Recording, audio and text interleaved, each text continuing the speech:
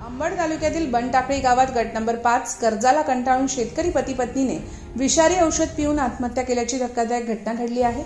अशोक नानासाहेब कानकाटे व संगीता अशोक कानकाटे असे आत्महत्या करणाऱ्या शेतकरी दाम्पत्यांची नावे आहेत। यांची नातेवाईकांनी माहिती दिल्यानंतर पोलिसांनी घटनास्थळी धाव घेऊन पंचनामा केला आणि मृतदेह उत्तरीय तपासणीसाठी अंबड येथील उपजिल्हा रुग्णालयात पाठविला।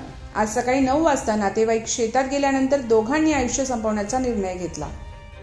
अशोक आणि संगीता यांच्यावर बचत गट, मायक्रो फायनान्स कंपनीचे व समर्थ सहकारी बँक आणि ग्रामीण बँकेचे कर्ज असल्याची माहिती नातेवाईकांनी दिली आहे।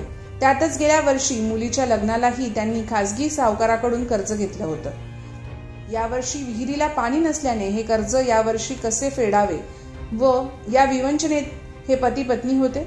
या नैराश्यातून त्यांनी आत्महत्या केली असल्याचं नातेवाईकांनी म्हटलं आहे। या प्रकाराचा अधिक तपास अंबड पोलीस करीत आहेत।